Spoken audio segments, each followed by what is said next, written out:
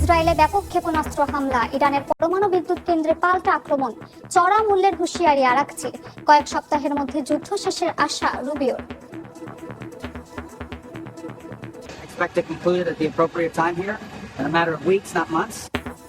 হরমুজকে Trump প্রণালী আখ্যা মার্কিন প্রেসিডেন্টের, খুলে দিতে তেহরানকে ফের হুমকি। ক্ষুব্ধ হয়ে ন্যাটোর পাশে না থাকার ইঙ্গিত। They have to open up the Strait of Trump. I mean, Hormuz. NATO. So I guess we don't have to be, do we?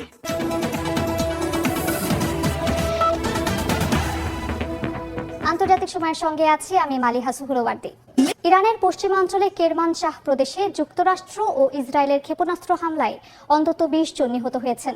কোম শহরেও আক্রমণ চালিয়েছে তেল আবিব। এসব হামলার জন্য ইসরায়েলকে চড়া মূল্য দিতে হবে বলে হুঁশিয়ারি দিয়েছেন ইরানের পররাষ্ট্রমন্ত্রী আব্বাস আরাকচি। সৌদি আরবে যুক্তরাষ্ট্রের সামরিক ঘাঁটিতে তেহরানের হামলায় 12 মার্কিন সেনা আহত হয়েছে। ইরানের পক্ষে যুদ্ধে যোগ দিতে আঙুল ট্রিগারে রয়েছে বলে জানান হাউথি মুখপাত্র। এদিকে ইরান যুদ্ধ কয়েক সপ্তাহের মধ্যে শেষ হবে বলে মন্তব্য করেছেন মার্কিন পররাষ্ট্রমন্ত্রী মার্কো রুবিও।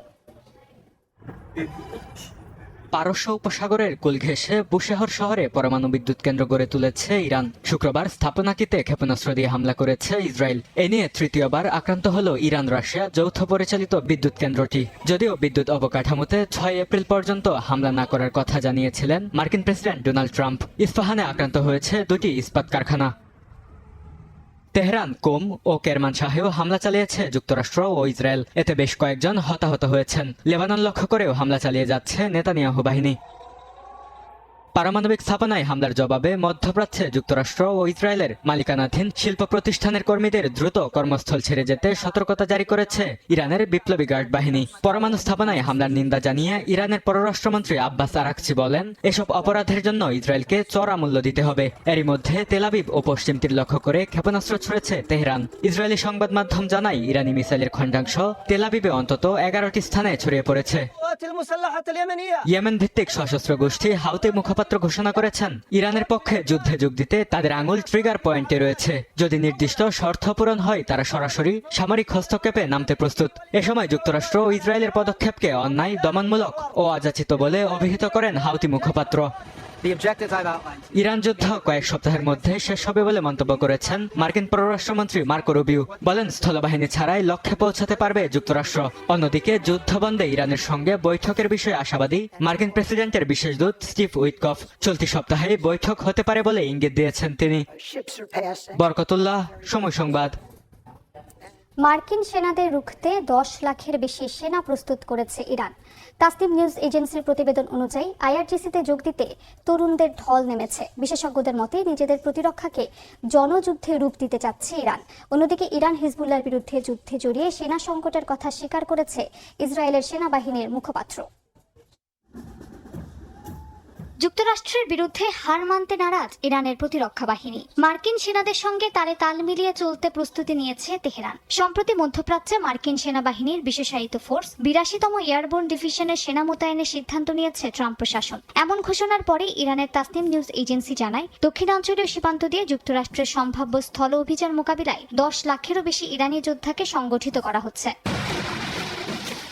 বার্তা সংস্থাটি আরও জানায়, দেশটির হাজার হাজার তরুণ বাসিজ, ইসলামী বিপ্লবী গার্ড কর্পস এবং সেনাবাহিনীর সদর দফতরে যুদ্ধে অংশগ্রহণের জন্য গণ আবেদন জমা দিচ্ছে। তরুণদের এই স্বতঃস্ফূর্ত অংশগ্রহণকে যুদ্ধের ময়দানে বড় শক্তি হিসেবে দেখছে তেহরান। ইরান স্পষ্ট করে দিয়েছে, হরমুজ প্রণালী খোলা বা বন্ধ, উভয় পরিস্থিতির জন্যই তারা প্রস্তুত রয়েছে।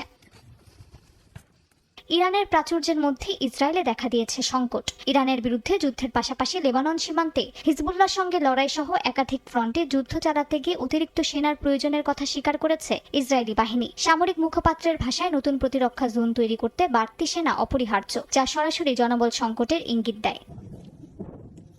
একদিকে জনবল ও প্রতিরোধে প্রস্তুত ইরান, অন্যদিকে বহুমুখী যুদ্ধচাপে ইসরায়েল। বিশ্লেষকদের মতে ইরান দীর্ঘস্থায়ী প্রতিরোধের ইঙ্গিত দিচ্ছে। অন্যদিকে ইসরায়েলকে টিকে থাকতে কৌশল ও সম্পদ পুনর্বিন্যাস করতে হচ্ছে।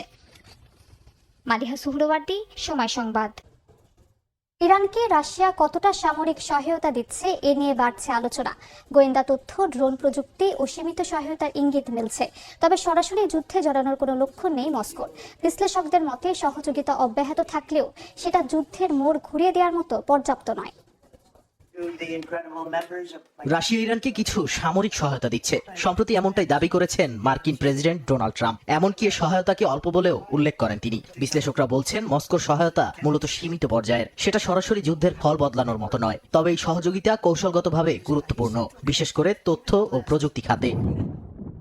রাশিয়ার সবচেয়ে গুরুত্বপূর্ণ সহায়তা হচ্ছে স্যাটেলাইট ও গোয়েন্দা তথ্য ভাগাভাগি। লিয়ানা সিস্টেমের মাধ্যমে যুক্তরাষ্ট্রের নৌবাহিনীর অবস্থান শনাক্তে সহায়তা পাচ্ছে ইরান, এমনটাই ধারণা বিশেষজ্ঞদের। এছাড়া ইরানের খায়াম স্যাটেলাইট থেকেও তথ্য আদান প্রদানের সম্ভাবনার কথা বলা হচ্ছে।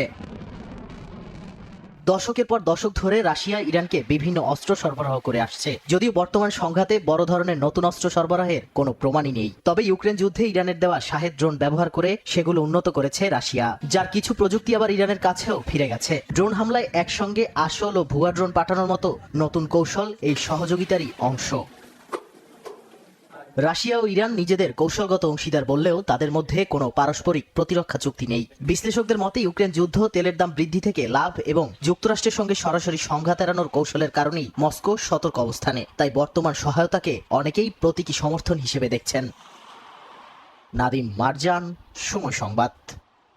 যুক্তরাষ্ট্রের কেন্দ্রীয় তদন্ত সংস্থা এফবিআই এর পরিচালক ক্যাশ প্যাটেলের ব্যক্তিগত ইমেইল হ্যাকের দাবি করেছে ইরান সংশ্লিষ্ট হ্যাকাররা। প্যাটেলের কিছু ছবি ও নথিপত্র ইন্টারনেটে প্রকাশ করেছে তারা। হ্যাকার গোষ্ঠীটির নাম হান্দালা হ্যাক টিম। গোষ্ঠীটি তাদের ওয়েবসাইটে জানায় সফলভাবে হ্যাকের শিকার ব্যক্তি ও প্রতিষ্ঠানের তালিকায় এখন ক্যাশ প্যাটেলের নামও থাকবে। যুক্তরাষ্ট্রের বিচার বিভাগের একজন কর্মকর্তা প্যাটেলের ব্যক্তিগত ইমেইল হ্যাকড হওয়ার বিষয়টি নিশ্চিত করেছেন। অনলাইনে প্রকাশিত তথ্যগুলো সঠিক মনে হচ্ছে বলে জানান তিনি। এ বিষয়ে তাৎক্ষণিকভাবে কোনো মন্তব্য করেনি FBI. Political bias before the Constitution are grotesquely unfair for itself because, again, we do not want to. লেবাননের দক্ষিণাঞ্চলে ইসরায়েলি হামলায় বাস্তুচ্যুত হয়েছে কয়েক হাজার পরিবার। উপকূলীয় শহর তাইরের স্কুলগুলোতে গড়ে উঠেছে অস্থায়ী শরণার্থী শিবির। জীবনযাত্রার চরম সংকটে বাসিন্দাদের মাঝে বাড়ছে নিরাপত্তার শঙ্কা। স্কুলের করিডোরে ঘুরে বেড়াচ্ছে ছোট্ট ছোট্ট বাচ্চারা। তবে পড়াশোনা করতে নয়, বরং ঘরবাড়ি ছেড়ে জীবন বাঁচানোর তাগিদে